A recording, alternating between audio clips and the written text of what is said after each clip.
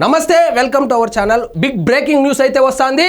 మిథున్ రెడ్డిని అరెస్ట్ చేయడానికి ఆంధ్రప్రదేశ్ సిఐడి వాళ్ళు ఢిల్లీకి అయితే వెళ్లే లోపల ఇంకొక మంచి కార్యక్రమం అయితే చేశారు అబ్బా కొడుకులు. అది చిత్తూరు జిల్లాలో మా చిత్తూరు నియోజకవర్గానికి పక్క సంబంధించినటువంటి క్వారీ ఒకటి లాక్కున్నారంట. సరదాగా 100 కోట్ల రూపాయల క్వారీని లాక్కున్నారు. ఎలా లాక్కున్నారో చూద్దాం రండి.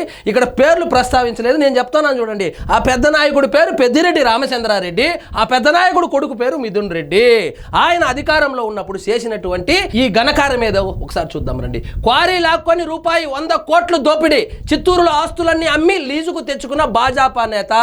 ఇక్కడ కామెడీ ఏంటంటే వాళ్ళు లాక్కునింది తెలుగుదేశం పార్టీకి సంబంధించిన ఆయనదో, లేకపోతే జనసేన పార్టీకి సంబంధించిన ఆయనదో, లేదా సాధారణ ప్రజలదో అయితే పర్వాలేదు, లాక్కున్నారు అనుకోవచ్చు.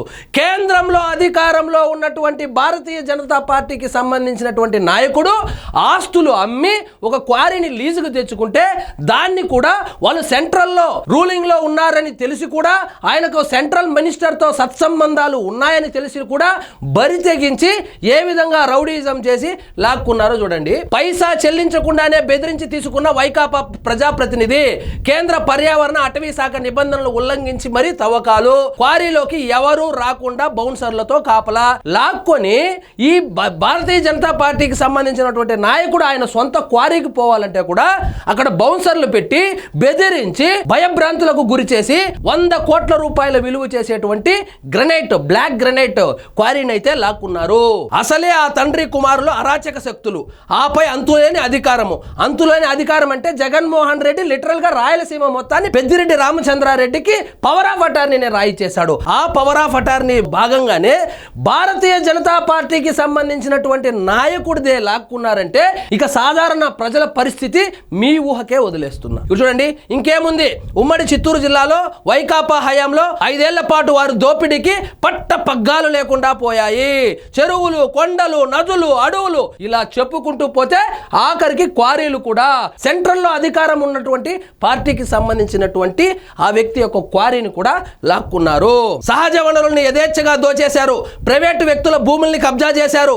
చివరికి భారతీయ జనతా పార్టీ నేతకు సంబంధించినటువంటి క్వారీని కూడా కొట్టేశారు.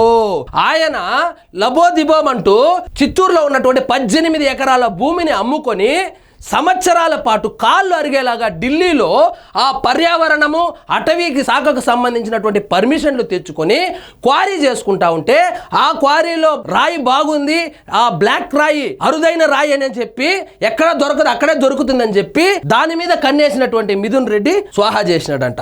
చూడండి ఎక్కడంటే అది చిత్తూరు జిల్లా యాదమిరి మండలం పరదరామి బీట్ పరిధిలోని కమ్మపల్లి వద్ద బ్లాక్ గ్రెనైట్ క్వారీ ఉంది. రక్షిత అటవీ ప్రాంతంలోని 5 హెక్టార్లకు లీజు ఇవ్వాలి భారతీయ జనతా పార్టీ నేత దరఖాస్తు చేశారు. ఢిల్లీలోని కేంద్ర పర్యావరణ అటవీ శాఖ చుట్టూ ఏళ్ల పాటు తిరిగి 2008లో అనుమతులు తెచ్చుకున్నారు. చిత్తూరులో తనకున్న 18 ఎకరాల భూమితో పాటు ఆస్తులన్నీ అమ్మి 40 కోట్లు పెట్టుబడి పెట్టి లీజు పొందినట్లు సమాచారం. 2020లో కోవిడ్ ఉధృతి కారణంగా తవ్వకాలు నిలిపేశారు. కోవిడ్ ఒక పక్క పీక్కు తింటే అబ్బా కొడుకులు ఒక పక్క పీక్కు తిని ఆ క్వారీని అయితే హస్తగతం చేసుకున్నారంట. సో భారతీయ జనతా పార్టీకి సంబంధించిన నాయకుడి పరిస్థితి ఇట్లా ఉంటే ఇక మిగిలిన వాళ్ళ పరిస్థితి ఏ విధంగా ఉంటుందో మీరు కామెంట్ రూపంలో తెలియజేయండి. ఇదండి ఈరోజు మన టాపిక్. మీకు ఈ వీడియో నచ్చినట్లయితే లైక్ చేయండి, షేర్ చేయండి, ఛానల్ మాత్రం సబ్స్క్రైబ్ చేసుకోవడం మర్చిపోవద్దు.